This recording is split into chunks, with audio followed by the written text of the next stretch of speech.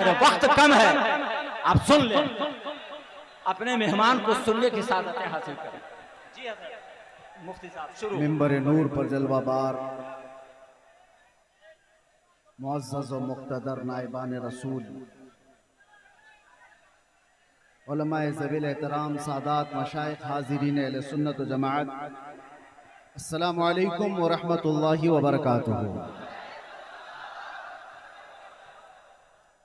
अल्हम्दुलिल्लाह अल्हम्दुलिल्लाहिल हन्नानिल मन्नान अल्लज़ी खलक़ल इंसान व अल्लमहुल बयान, वस्सलातु वस्सलामु अला रसूलिही सय्यिदिल इंसी वल जान व अला आलिही व अस्हाबिही ज़विल खैरि वल इहसान, अम्मा बअद।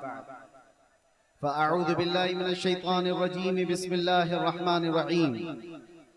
मुहम्मदुर रसूलुल्लाह वल्लज़ीना मअहू अशिद्दाउ अलल कुफ़ारि रुहमाउ बैनहुम इला आखिरि हाज़िहिल आया। सदक़ल्लाहु मौलानाल अज़ीम। बारगाह रिसालत मुआब सल्लल्लाहु अलैहि वसल्लम में दुरूद पाक का हदिया पेश करें। अल्लाहुम्मा सल्लि अला सय्यिदिना मुहम्मदिन मअदनिल जूदि वल करम व आलिहि व अस्हाबिहिल किराम व इब्निहिल करीम व बारिक व सल्लिम सलातन दाइमतन सरमदन अबदा।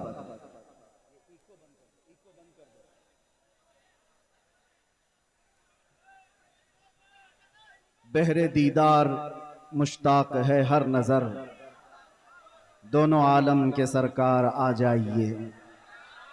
चांदनी रात है और पिछला पहर, दोनों आलम के सरकार आ जाइए। सिदरतुल मुंतहा अर्श व बाग़े इरम, हर जगह पड़ चुके हैं निशाने कदम। अब तो एक बार अपने गुलामों के घर, दोनों आलम के सरकार आ जाइए। हेलो, सुना है आप हर आशिक के घर आप लोग जरा हैंगर से नीचे उतर जाइए। हम माफी चाहेंगे हजरत, थोड़ा लोहा का पंडाल है, तार अगर किसी को भी कुछ हुआ तो उसका जिम्मेवार हम लोग नहीं होंगे। आप लोग लोहा का फ्रेम से नीचे उतर जाए, बड़ी मेहरबानी होगी। कहीं से भी कोई तार अगर ग्राउंड किया तो पूरा लोहा का पंडाल है, इसमें पूरा करंट आ जाएगा। आप लोग से बार बार रिक्वेस्ट कर रहे हैं, गुजारिश कर रहे हैं। ठीक है, इंशाअल्लाह अज़ीज़ कुछ नहीं होगा। करंट तो वैसे ही मुसलमानों में पहले से मौजूद है, करंट को फिर क्या करंट लगे।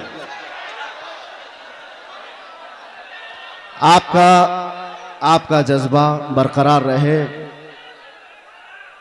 तवज्जो चाहता हूं। और ये जो जोश और ये जो जज्बा है किसी के ऐलान से खत्म होने वाला भी नहीं। हमें पता है, हर दिन हम देखते आ रहे हैं, इसलिए कि दीवानगी और वो भी हुजूर पाक सल्लल्लाहु अलैहि वसल्लम के नाम पर हो। पूरी दुनिया अपनी ताकत जमा करके भी उस दीवानगी को रोक न सकी। 14 सदियां गुजर गई हैं, इस तूफान का रास्ता कोई रोक ना सका। इसी को इकबाल ने बहुत पहले ही कहा था, थमता न था किसी से सैले रवा हमारा, कुछ बात तो है कि मिटती नहीं हस्ती हमारी। सदियों रहा है दुश्मन दौरे ज़मा हमारा। मेरे अजीजों, आज हम उर्से कायदे अहले सुन्नत में हाजिर हैं। आप हजरात जिस अंदाज से भी सुनना चाहें मैं सुनाता हूँ, खड़े होकर के, बैठ करके, सो करके, जिस तरह से भी है, और खामोशी से या चीखते चिल्लाते, आपकी अपनी मर्जी के मुताबिक। अब यहाँ पर किसी को क्या कहें कि बैठ जाओ, जगह हो तो बैठे, कहीं जगह है ही नहीं तो क्या बैठा है। इसलिए जो जहाँ खड़े हैं वहीं खड़े रहें। हाँ, इतना मैं कह सकता हूँ कि कुर्सी वाले कुर्सी छोड़ दें तो अच्छा होता है। हम भी बहरहाल एक बार दुरूद पाक पढ़ लें। अल्लाहुम्मा सल्लि अला सय्यिदिना मुहम्मदिन मअदनिल जूदि वल करम व आलिहि व अस्हाबिल किराम व इब्निहिल करीम व बारिक व सल्लिम।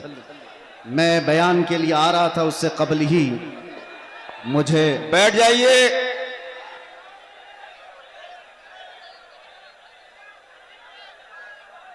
बैठिए बैठिए, धक्का मुक्की मत करिए, बैठ जाइए।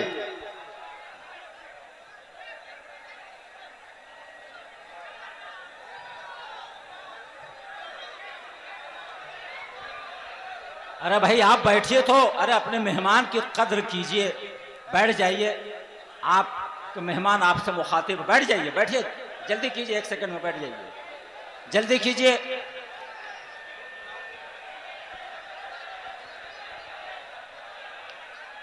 आप हजरात जिस मुक़द्दस महफिल में आए हैं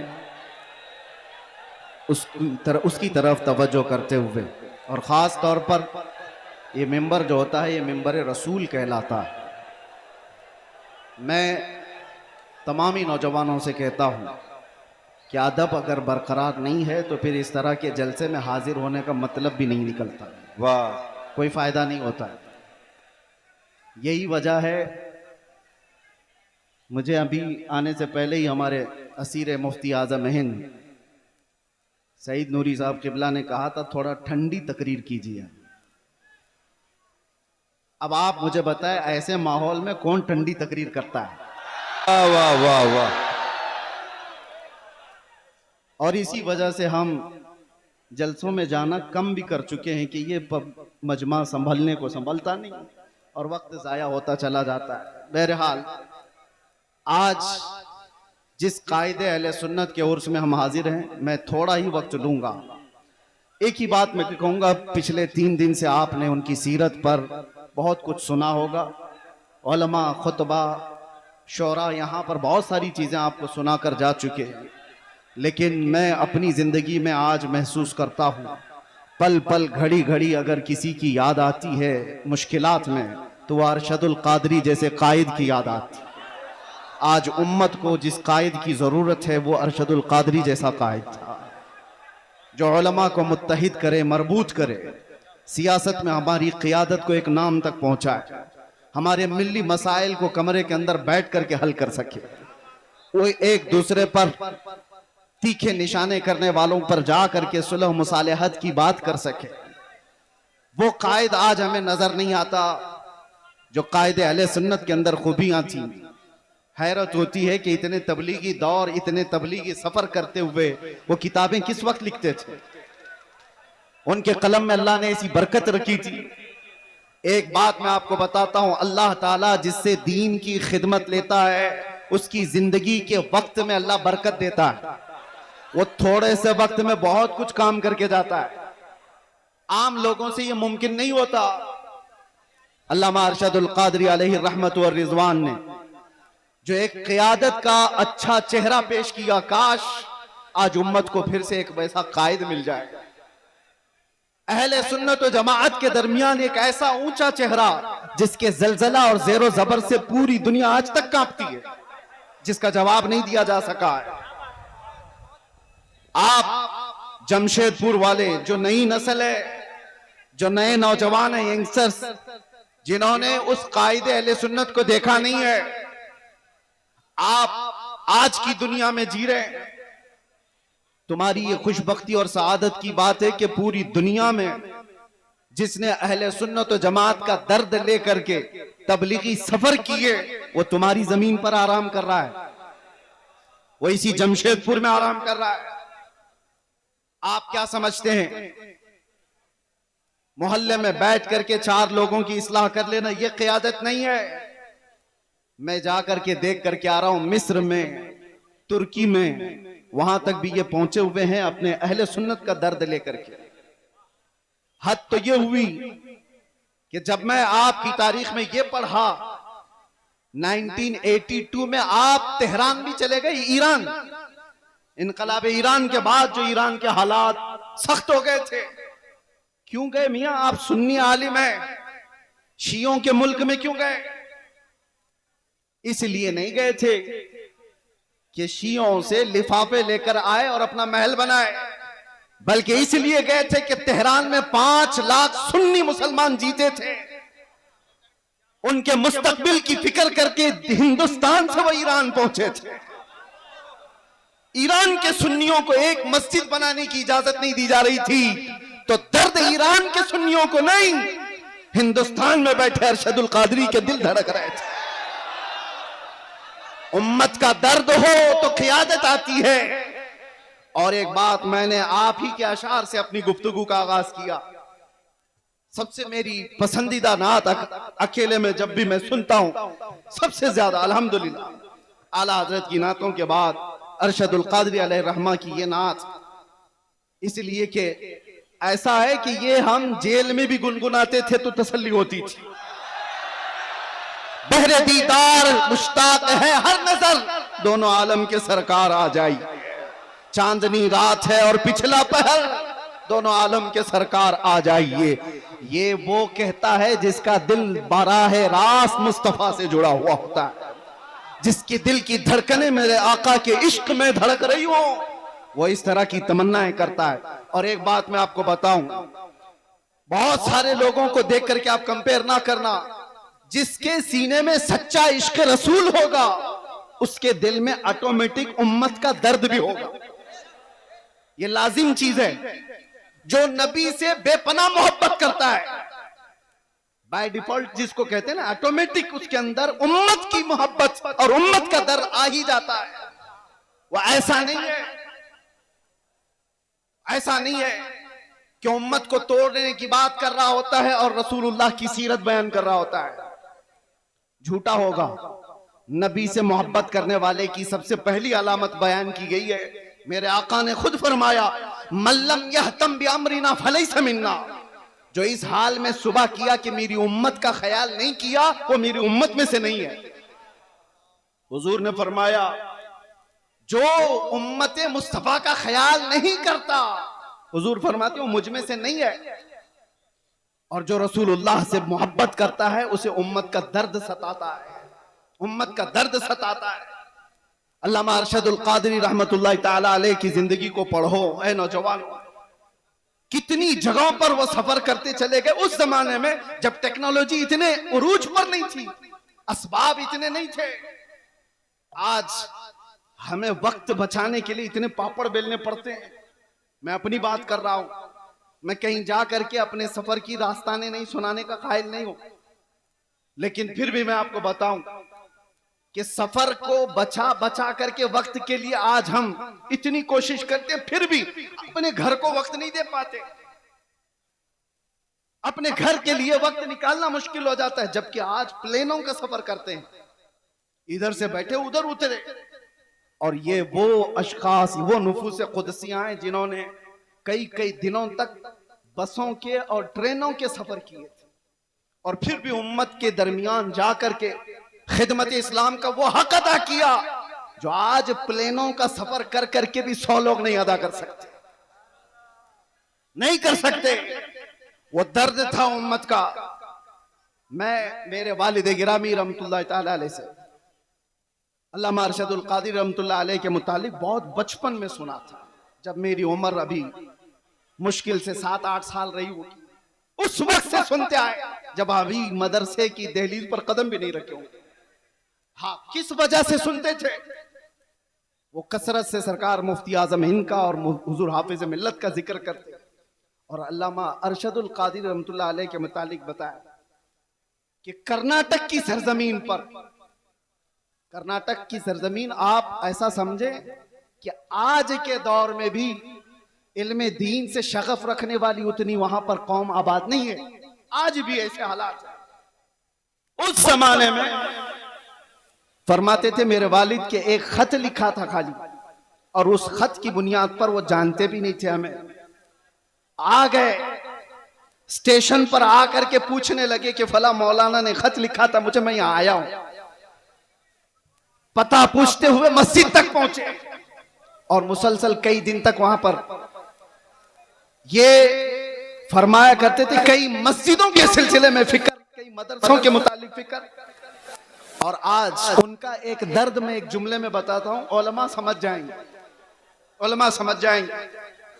बड़े बड़े कायदीन, माफ करें मैं किसी को टॉन्ट नहीं करना चाह रहा, बड़े बड़े पीर बने, कुछ भी बने, उम्मत का दर्द नहीं है तो उनके लिए ये जुमला है। अल्लामा अरशदुल कादिर रहमतुल्लाह अलैह ने, और वो जिसके लिए कहा था वो भी कोई आम आदमी नहीं थे, वो अपने जमाने के बहुत बड़े खतीब थे, बहुत बड़े खतीब थे, जिनका तूती बोलता था हिंदुस्तान में। उसके बावजूद अल्लामा अरशदुल कादरी उनको खत में लिखते हैं कि उम्मत के हालात के सिलसिले में अगर आप खामोश रहे तो आपकी बेदारी के लिए मैं क्या कर सकता हूं। तो जुमला कितना प्यारा है, फरमाते काश मुझे सूरे इसराफील मुस्तार मिल जाती। फरमाते हैं इसराफील अलैहिस्सलाम की सूर मुझे उधार में मिल जाती, वो फूंक फूंक करके मैं हंगामा महशर बपा कर देता आपको बेदार करने के लिए। ये दर्द था मेरे अजीजों, दर्द था। आज जरूरत है इस भोली भाली उम्मत को इस तरह से ऐसी आवारा छोड़ने की बजाय इनके रास्ते तय किए जाए, इनके रास्ते तय किए जाए। मेरे अजीजों, जो हालात यहां पर बने हुए हैं उस सिलसिले में भी मैं आपसे कहूं किस तरह के हालात बने। आज अगर अल्लामा अरशदुल कादरी होते तो ये चुप्पी और खामोशी तो नहीं होती। कम से कम मैं जो बोलना चाह रहा, हमारे उलमा जेलों में बंद हैं, उनके सिलसिले में आवाज कोई क्यों नहीं उठाता।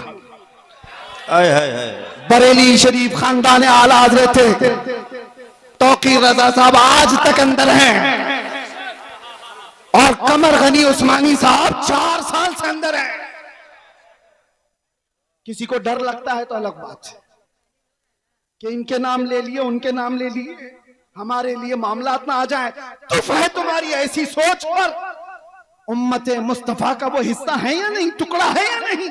मेरे आका फरमाते हैं मतलुल मुमिनी का मसली जसदिन इदश्तका अदुन तुदअ लहु साइरुल जसद बिस्सहरी वल हम्मा। मोमिन की मिसाल ऐसी है कि जैसे एक जिस्म के कई आज़ा, एक जिस्म के कई आज़ा, अगर बुखार आए तो हाथ में भी तकलीफ होगी, पैर में भी तकलीफ होगी, सर में भी दर्द होगा।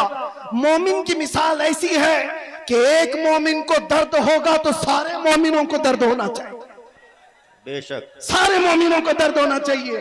मदरसे वाले, तंजीमों वाले, खानकाहों वाले ये सोच के बैठे हो कि अभी हमारी खानकाह पे थोड़ी ना कोई मसला आया है, वो जाता है तो जाए।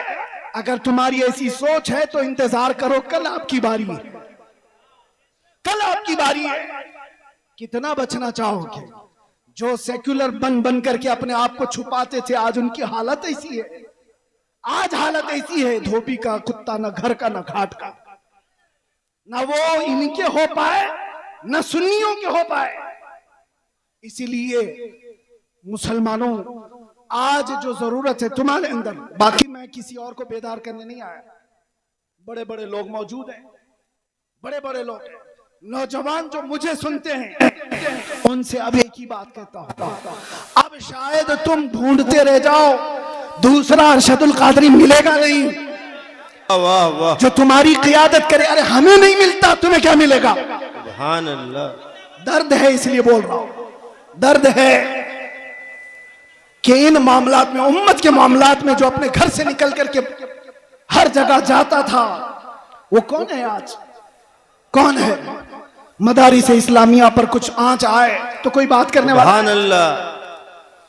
पिछले 1 साल से ज्यादा हो गया होगा, अल जामिअतुल अशरफिया मुबारकपुर जो अजहर हिंद कहलाता है, किस तरह की मुसीबतों से गुजर रहा है सारे उलमा को पता है, सारे उलमा जानते हैं।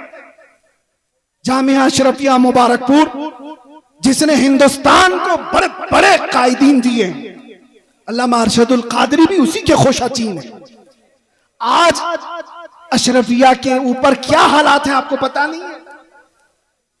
उलमा तो जानते होंगे, हुकूमत की कैसी सख्तियां हैं। बिना तनख्वाह लिए हुए वो कई महीनों से वहां खिदमत कर रहे हैं, उनकी तनख्वाहें बंद कर दी गई,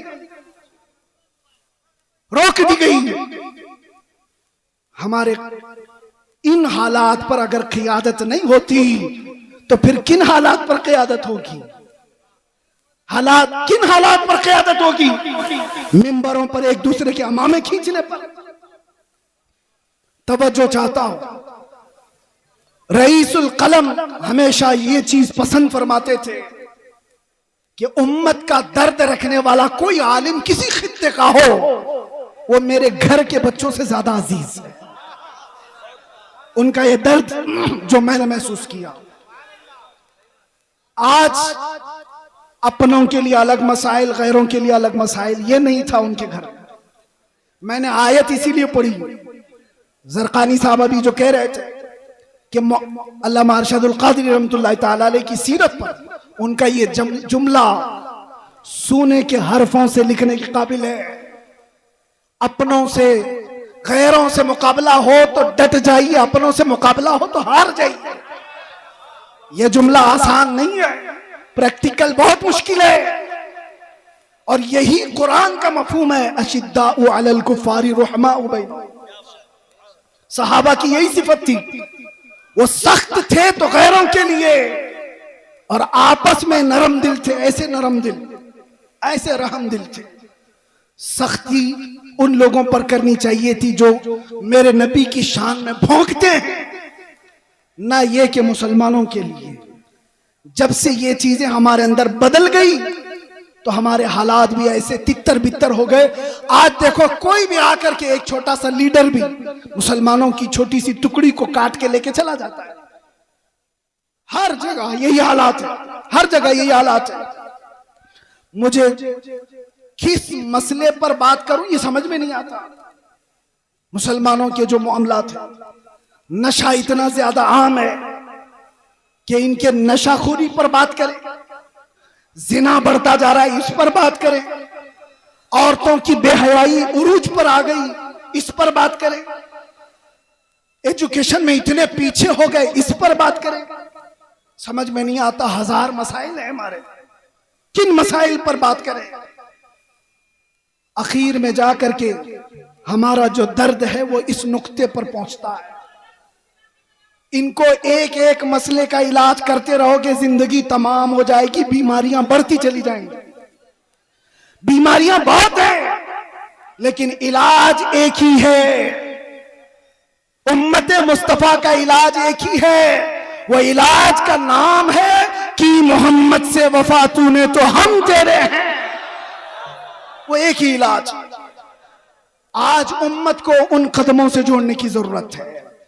जब जब हलकों की बात होती है, जब जब अपने अपने खास जमात की बात होती है तो उम्मत बार बार झगड़े करती है। जमात से मुराद मैं अहले सुन्नत की बात नहीं कर रहा हूं, सिर्फ पीरों के अपने हलकों की बात हो। ये पीर का मुरीद उससे नहीं मिल सकता, वो पीर का मुरीद इससे नहीं मिल सकता, इनसे सलाम उसका नहीं, उसका सलाम इससे नहीं। इस मिंबर पर आज देखें आप उलमा इकराम, मेरा हुस्न जन ये कहता है, ज़रक़ानी साहब इसकी तायद करें, अरशदुल क़ादरी रहमतुल्लाह अलैह के उर्स में यहां किसी एक पीर का मुरीद आलिम नहीं बैठा है, सिर्फ अरशदुल क़ादरी रहमतुल्लाह अलैह के मुरीदी नहीं है, सारे सिलसिले के जमा हुए। इसलिए जमा हुए हैं कि उन्होंने अरशदुल क़ादरी रहमतुल्लाह तआला अलैह की सीरत को देखा है कि यहां पर छांटा नहीं जाता, यहां पर जमा किया जाता, इसलिए जमा हुए। बाकी तो डर लगता है। इनके भी स्टेज खास हैं, सबके हमें पता है, मैं खुलकर बोल रहा हूं। सब खतीबों के, सब शायरों के स्टेज खास है। इस स्टेज वाला उस स्टेज पे नहीं जाएगा। है सुन्नी, उनके बटे हुए हैं। लेकिन मेरे अजीजों, अल्लामा अरशदुल क़ादरी रहमतुल्लाह तआला अलैह के जमाने में भी और उनकी हयात के बाद भी आज ये मिंबर गोना गो खुसूसियात के साथ जो जमा है, काश उम्मत के तमाम सुन्नी उलमा का इत्तिहाद और क़ियादत जिंदा हो जाए। मेरा विजदान कहता है पूरा हिंदुस्तान तो छोड़ो, जमशेदपुर के सुन्नी इकट्ठा हो जाए, हिंदुस्तान को हिलाने के लिए काफी हो जाए। जिंदाबाद जिंदाबाद क्या समझते हो? जिंदाबाद, नारे तकबीर, नारे रिसालत और हुजूर कायदे अहले सुन्नत हजरत अल्लामा मुफ्ती सलमान अज़हरी साहब कुल्ला, नारे तकबीर, नारे रिसालत। मैंने सुना था मिंबर पर, हो सकता है ये बहुत ज्यादा भीड़ भाड़ की वजह से नज़्म व नस्क़ खराब हुआ हो। ज़रक़ानी साहब यहाँ पर बहुत सारे उसूल रखते हैं, उन उसूलों में ये भी मैं अर्ज किए देता हूं कि जिसका उर्स हो रहा है उसी का नारा लगाए, यहाँ जो खड़ा है उसका नारा ना लगाए।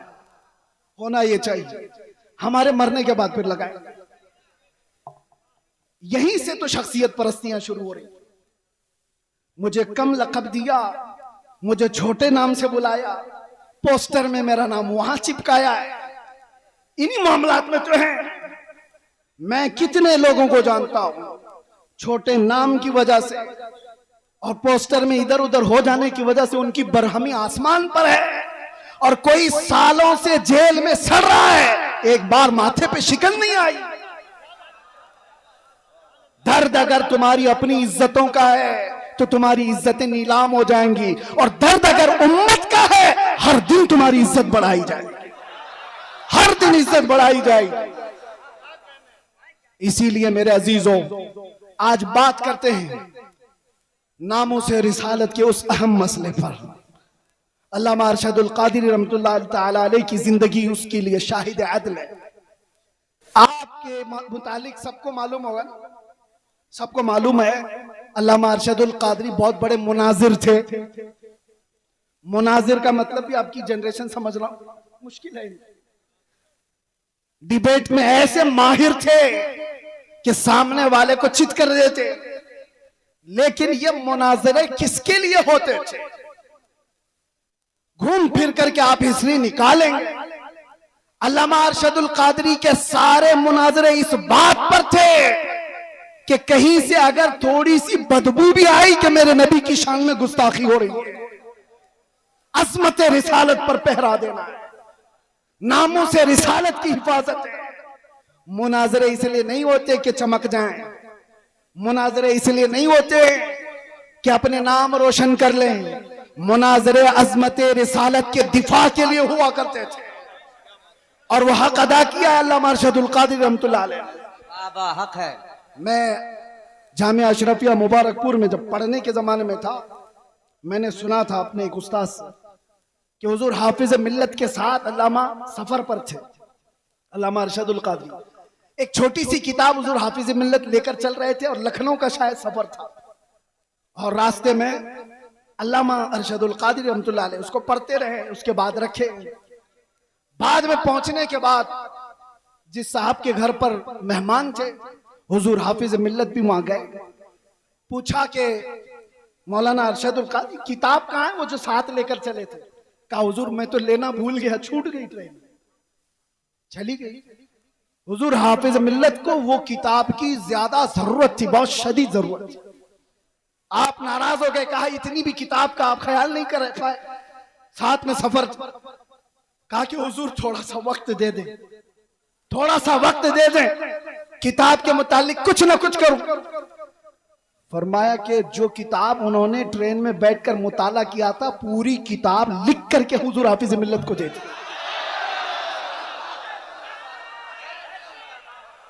हो सकता है कुछ जुमले इधर उधर, माशाअल्लाह। कहा गजब की जहानत। अब यहां रुक करके भी मैं एक बात बताता हूं, कचरे लोगों के दिमाग इतने नहीं चलते। इश्क रसूल हो तो जहानत आसमान पर होती। आला हजरत की जहानत को कोई पहुंच पाएगा?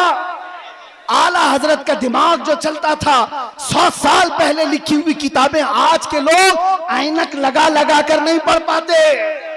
आला हजरत की जहानत किस बुनियाद पर थी? आला हजरत का भी दिमाग जो अर्शे औला तक पहुंचा था, वो इश्क रसूल की बुनियाद। जहां इश्क रसूल होगा वहां जहानत भी होगी, और जहां इश्क रसूल निकल जाता है तो फिर उसकी जहानत भी गटर में चली जाती है। वो कब क्या करता है पता नहीं चलता। अल्लामा अरशदुल कादिरी रहमतुल्लाह तआला अलैह को अल्लाह ताला ने गजब की जहानत दी थी, हाफिजा मजबूत था। और जितने मुहद्दिसीन की आप तारीख पढ़ेंगे, उनका हाफिजा अगर मजबूत था तो इश्क रसूल की बुनियाद, इश्क रसूल की बुनियाद। इसलिए ऐ नौजवानों, आज कुछ हासिल करना है तो कुछ मुसीबतें तो हैं हमारे पास। मिसाल के तौर पर मैं बताऊं, कुछ भी कहने जाएं तो नौजवान कहते हैं हमसे हमारे उलमा सपोर्ट नहीं करते, हमारे उलमा सपोर्ट नहीं करते, हमारे अंदर जोश है, जज्बा है, उलमा चुप बिठा देते हैं। हम पढ़ना चाहते हैं, कारी साहब हमारा साथ नहीं देते। बहुत सारे मसाइल।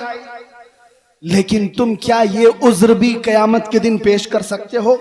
मुझे बताओ, क्या तुम्हें अपने घर में तन्हा बैठ करके भी अपने नबी से कसरत से मोहब्बत करने के लिए भी कोई रोकता था? आज के इस दौर में कोई रोकता है तुम्हें? कयामत के दिन क्या उज्र पेश करोगे? छोड़ो इनके मामलात। उलमा नहीं सपोर्ट करते, कायदीन नहीं आते, ये तो अवाम की बातें तो छोड़े, सोशल मीडिया पर जो नौजवान उलमा की तहरीरें भरमार पड़ी रहती है, वो पता नहीं किसको किसको कोस रहे होते हैं। कई मर्तबा मेरे पास आई तहरीरें, कहा कि हजरत वो लोग खामोश हैं, ये लोग खामोश हैं, कुछ नहीं बोलते, सब खानकाएं। मैं उनसे यही कहता हूं, उनकी तरफ देखने की ड्यूटी आपको लगाई किसने? वो खामोश है तो अल्लाह ने आपको मौका दिया, आप मैदान में आओ, आप बड़े बन जाओ। मैदान बड़ों ने आपको खाली करके दिया, आप बड़े बन जाओ। हम जैसे छोटों को पूछता कौन था? हमारी हैसियत क्या है? हमसे हमारे बाप के बराबर भी बड़े बड़े उलमा हैं, अभी भी मौजूद है, उनसे भी बड़े मौजूद है। मेरे अजीजों, एक दर्द लेकर के मैदान में क्या उतरा? मैंने एक बार ही मुस्तफा करीम सल्लल्लाहु अलैहि वसल्लम की नामूस के मुतालिक अपने जज्बात का इजहार किया था और फिर उसका असर देखा।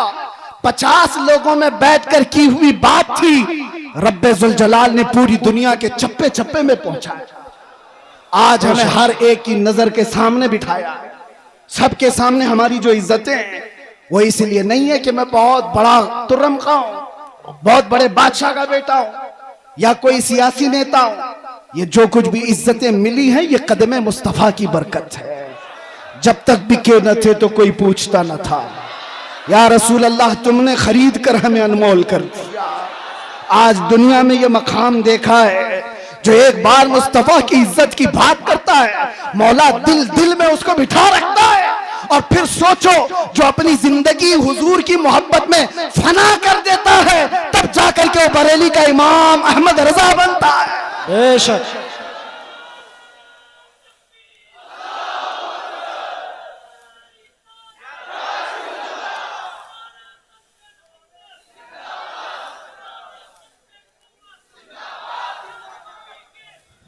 मैं दो चंद बातें बस आपकी सीरत से अख्ज करके, वैसे जो सुनाना था घर वाले ज्यादा बेहतर जानते हैं घर की बात।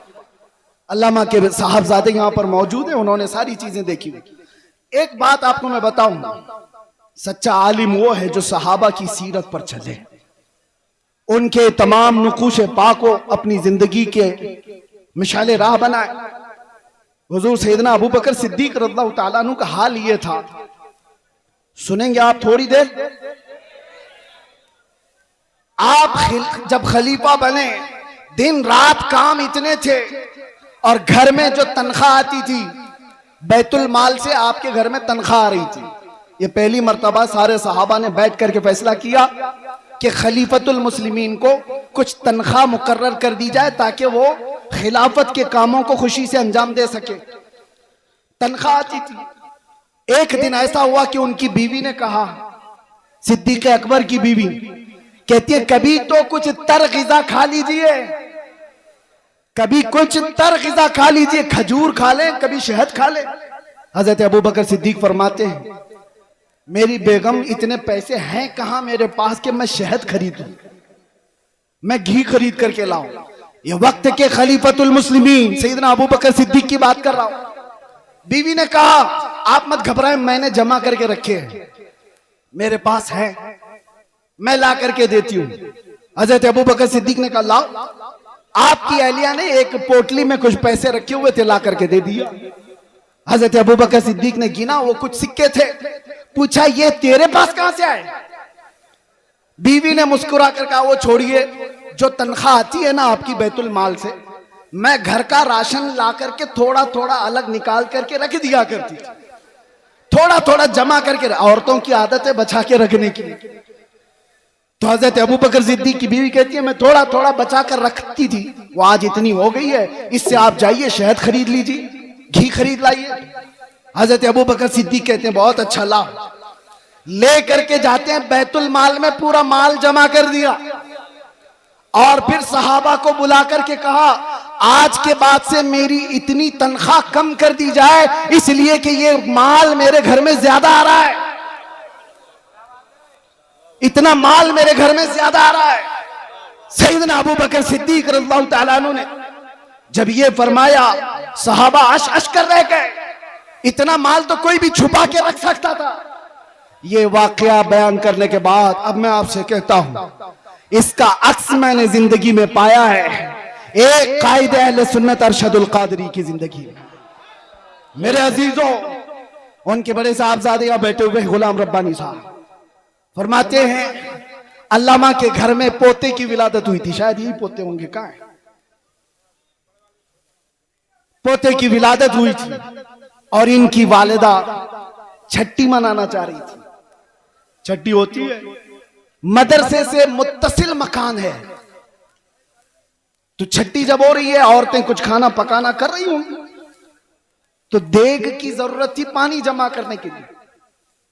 तो इनकी वालिदा मोहतरमा अल्लामा की अहलिया मदरसे के मतबख से वो देग मंगवाई सेक्रेटरी से या किसी से बोलकर कि आज हमारे घर में कुछ फंक्शन है, उसमें पानी जमा करना है, या जो भी मंगवा करके अपने घर में रखा और पानी भरा। पानी आता भी नहीं था, जैसे वो बताते। अचानक दोपहर को या जिस वक्त आमद हुई अल्लामा अरशदुल कादरी की घर में, उन्होंने देखा, पहली नजर में अपनी अहलिया से पूछा, ये कहां से आया पानी, और ये देग तो मदरसे की लगती है। अहलिया ने कहा, हाँ घर में आज छट्टी है, पोते की विलादत हुई, मैंने मंगवा लिया। आपने ठोकर से पूरा पानी इधर गिरा दिया और कहा, फौरन के फौरन ले जाकर के मदरसे में जमा करो, और जितनी देर इसका इस्तेमाल किए उतनी देर की रसीद काट करके मदरसे में जमा करो, और कोई छट्टी पट्टी नहीं होगी घर के अंदर। अगर कौम की अमानत का 1 रुपया भी मेरे घर में इस्तेमाल होगा, मेरे घर में इस्तेमाल होगा, तो वो मेरे लिए हराम है, हराम।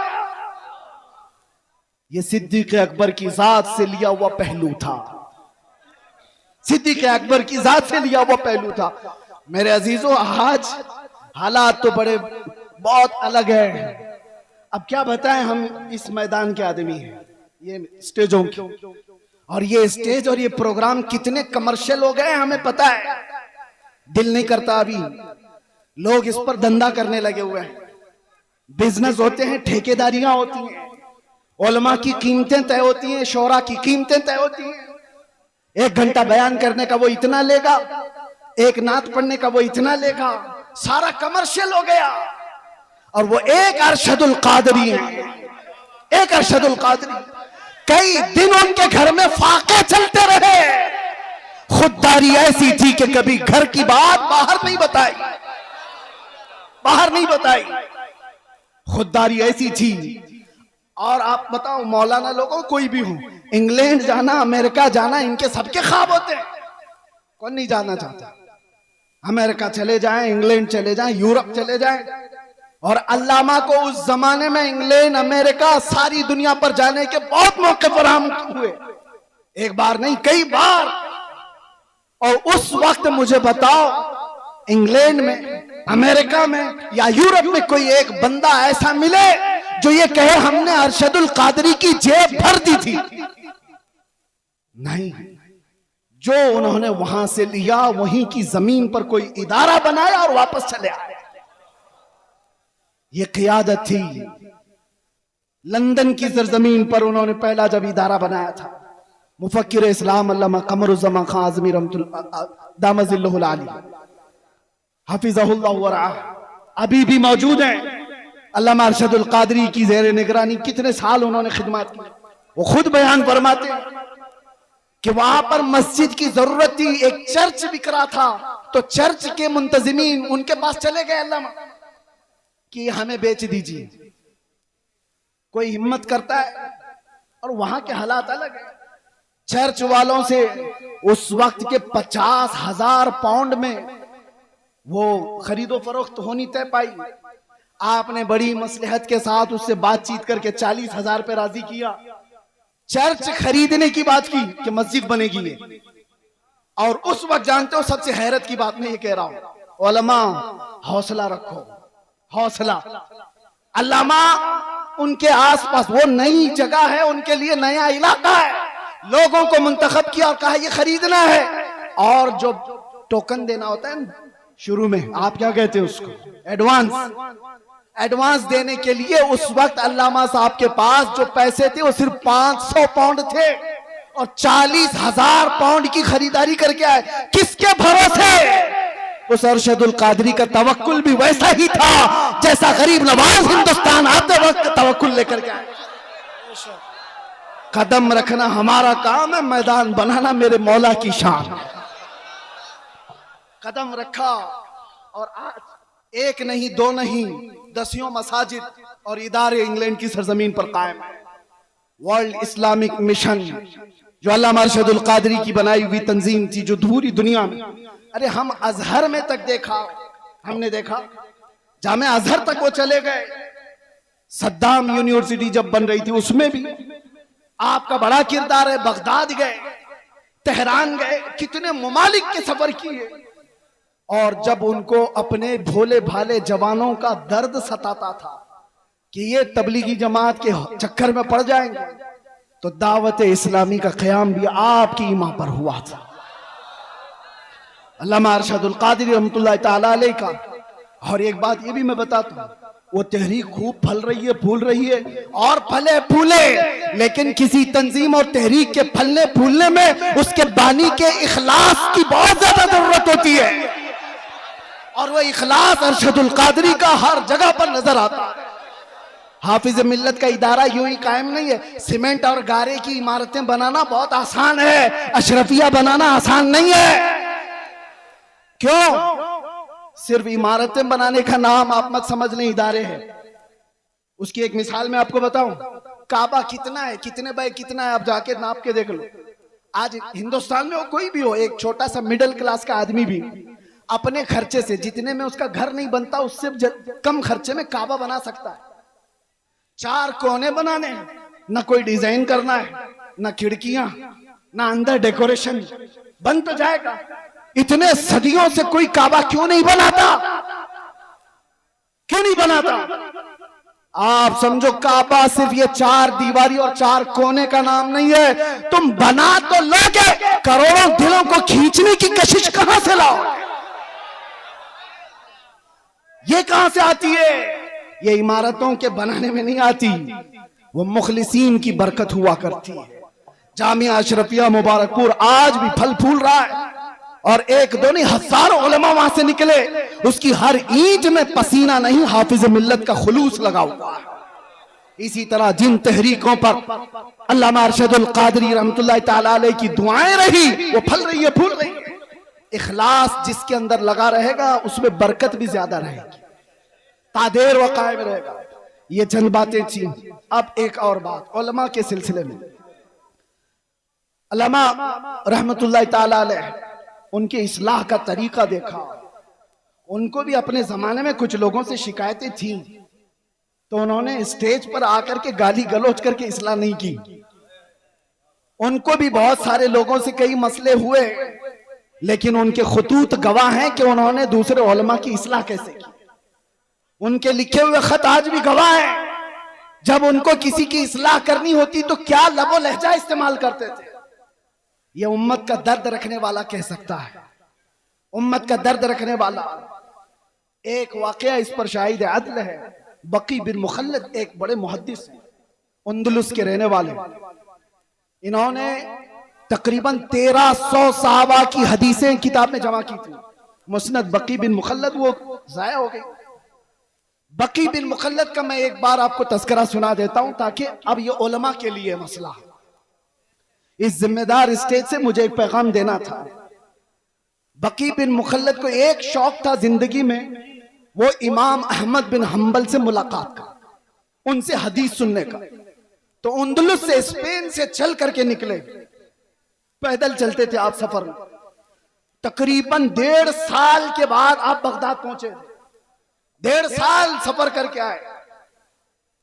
कितने हजार किलोमीटर का सफर है अंदलुस से बगदाद। बगदाद आने के बाद पता चला कि इमाम अहमद बिन हंबल को हुकूमत की पाबंदियां हैं, पुलिस का घेरा है, उनको बयान करने पर पाबंदी है। कभी ये वाकया पढ़ते हैं तो हमें पूरे हालात नजर आने लगते हैं। पाबंदी लगाई गई इमाम अहमद बिन हंबल पर। बहुत बड़े मुहद्दिस इमाम अहमद बिन हंबल कौन है? जिनको 5 लाख हदीसें रसूलुल्लाह की याद थी, वो इमाम अहमद बिन हंबल की बात कर रहा हूं। हुकूमत सख्त थी, आप पर पाबंदी थी, लेकिन बकी बिन मुखल्लद जिस वक्त आए बगदाद में, वो पूछते रहे इमाम अहमद बिन हंबल कहां रहते हैं। सब लोग डरने लग गए, उनका नाम लेने से ही डरने लगे। अरे किसका नाम ले लिया? हमारे ऊपर 19 केस लगाए हुए, हमारा नाम कोई ले ले तो सामने वाला भी सोचता अरे इनका नाम क्यों ले लिया। एक तजुर्बे की बात बता रहा हूं, जिसके ऊपर हुकूमत की सख्तियां होती हैं वैसी कौम उसको दूर करने लगती है। उसके साथ ना बैठो, मेरे ऊपर भी केस हो जाएगा। बकी बिन मुखल्लद पूछते रहे, कोई बता नहीं रहा था। कुछ लोगों ने कहा, उन्होंने पूछा क्या कोई और मुहद्दिस है यहाँ पर जो हदीसें सुनाते हैं? कहा है ना। कहा कौन है? यहया बिन मुईन, वो भी पाए के मुहद्दिस थे। कहा बकी बिन मुखल्लद मैं जाता हूं, उनसे हदीस सुनता हूं। वो एक मस्जिद में बैठे हदीसें सुना रहे थे। कौन? यहया बिन मुईन। और जब हदीसें बयान करने के बाद उन्होंने सवालात पूछने के लिए मौका दिया तो बकी बिन मुखल्लद ये खुद आगे बढ़ते हैं, कान में जाके पूछते हैं। तवज्जो, अब जो मेरे बयान करने का मकसद है, कान में जाकर यहया बिन मुईन से पूछते हैं क्या आप इमाम अहमद बिन हंबल को जानते हैं? क्योंकि सब लोग डर रहे थे उनका नाम लेते ही। हुकूमत की सख्ती है, पाबंदी है, अहमद बिन हंबल के घर के अतराफ पहरा लगा हुआ है, कोई नाम भी नहीं लेता था। तो बकी बिन मुखल्लद ने कान में जाकर पूछा यहया बिन मुईन से, क्या अहमद बिन हंबल को आप जानते हैं यहाँ इलाके में? आप जलाल में आ गए। वो ऐसा जलाल नहीं कि मेरे बराबर के आदमी के बारे में मुझसे क्यों पूछा, नहीं। कहा इधर आओ, कहां से आए? कहा अंदलुस से चल के आया हूं। कहा जो बात तुम पूछ रहे हो वो कान में पूछने की नहीं, मजमे आम में पूछो। अहमद बिन हंबल के बारे में कान में मत पूछो, पूरे मजमे में पूछो। हाँ पूछो। उन्होंने बुलंद आवाज से पूछा इमाम अहमद बिन हंबल के बारे में जानते हैं? यहया बिन मुईन ने कहा बरजस्ता, हाँ मैं जानता हूं। इस वक्त वो रूए जमीन के सबसे अफजल तरीन आलिम है और मुझे उनकी फजीलत बयान करने में कोई दिक्कत नहीं है। ये कौन फरमाते? यहया बिन मुईन। और उसके बाद बकी बिन मुखल्लद पूछते हैं क्या आप इजाजत देते हैं कि मैं उनसे जाकर हदीस सुनूं? एक खुद मुहद्दिस हैं, वो उनसे पूछ रहे हैं मौलाना साहब आपसे आकर के कोई पूछे, मैं आपसे नहीं पढ़ना चाहता हूं, दूसरे मौलाना से पढ़ना चाहता हूं। भगा देगा, मुझे क्या समझ रखा है, मुझे कमतर समझा है। यहया बिन मुईन कहते हैं तुमने बेहतरीन फैसला किया है, मुझे भी वक्त मिले तो मैं अहमद बिन हंबल से हदीस सुनूं।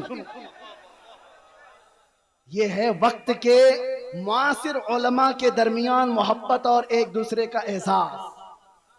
उसके बाद यहया बिन मुईन के दरबार से वो निकले। बकी बिन मुखल्लद पूछते हैं अहमद बिन हंबल कहाँ है? कहा उनके घर पर पुलिस का पहरा है। कैसे जाएंगे? दिखाए रास्ता। जब गए दरवाजे पर दस्तक दिया, इमाम अहमद बिन हंबल बाहर आए, जल्दी से अपना बता दिया, मैं इतने 1000 किलोमीटर का सफर करके आया हूं, आपसे कुछ हदीसें सुनने आया हूं। इमाम अहमद बिन हंबल ने कहा आज तो तू आ गया, कल तुझे पुलिस आने नहीं देगी। कहा उसका रास्ता मैंने बना लिया है। क्या बनाया? कहा रोजाना मैं एक कटोरी लेकर के आऊंगा भीख मांगने के लिए, दरवाजे पर दस्तक दूंगा, आप थोड़ी रोटी मेरे कटोरे में डाल देना और 4 हदीसें भी सुना देना। इमाम अहमद बिन हंबल की बारगाह में बकी बिन मुखल्लद कई महीनों तक इस तरह हदीसें सुनते रहे। इस वाक़े को बयान करने का मतलब ये है मेरे अजीजों, एक तरफ वो यहया बिन मुईन है, एक तरफ इमाम अहमद बिन हंबल, एक तरफ बकी बिन मुखल्लद। हदीसों में ये सब बड़े बड़े मुहद्दिस हैं। कोई किसी के अंदर ये एहसास नहीं है कि मैं इससे छोटा हो जाऊंगा, उससे बड़ा हो जाऊंगा। बकी बिन मुखल्लद चल करके हदीस सीखने आ रहे हैं।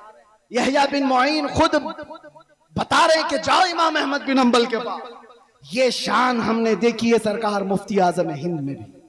ये शान हमने देखी है हुजूर हाफिज मिल्लत में, ये शान हमने देखी है अल्लामा अरशदुल कादरी की हयात।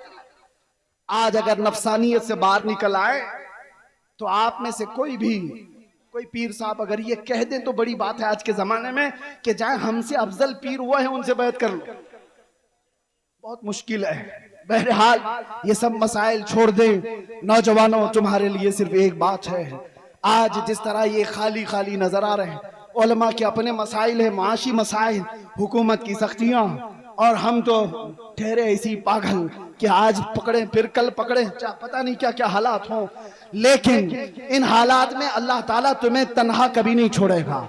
ये उम्मत मुस्तफ़ा को सुबह क़यामत तक रहना है, सुबह क़यामत तक ये आबाद रहेगी। टेंशन इस्लाम के खत्म होने का नहीं है।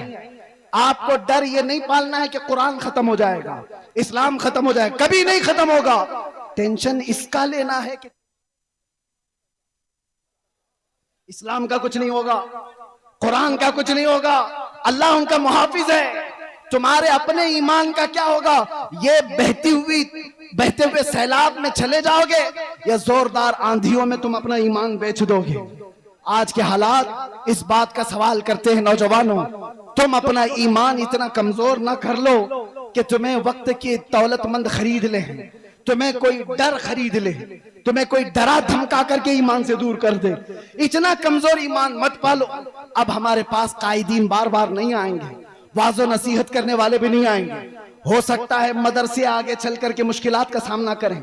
ये मिंबर की भी इज्जतें दाव पर लगी हुई हैं। आज ये सजा है, कल क्या पता। अल्लाह सदा कायम रखे, शाद रखे, आबाद रखे। लेकिन बातिल कुव्वत की नजरें इस पर है। इसलिए मैं आपसे कहता हूं, एक चीज है जो 100 साल पहले हमें इमाम अहमद रजा फाजिल बरेलवी दे करके गए थे और ये सुना कर गए थे, जिसके पास ये होगा उसे फिक्र नहीं होगी, डर नहीं होगा। आप सबको ईमान पे मरने की फिक्र है या नहीं? सबको ईमान पे, इस्लाम पे दुनिया से जाना है कि नहीं जाना है? लेकिन कैसे जाओगे? बड़े बड़े डरते हैं इस बात पर कि आखिरी वक्त कैसा आएगा। लेकिन आला हजरत बरेलवी वाले कहते हैं, एक बात याद रख लो, तुम्हारे लिए पक्का है कि इस्लाम के साथ जाओगे। वो क्या है? उन्हें जाना, उन्हें माना, न रखा गैर से काम, लिल्लाहिल हम्द में दुनिया से मुसलमान गया। लब्बैक या रसूल अल्लाह, लब्बैक या रसूल अल्लाह, लब्बैक या रसूल अल्लाह।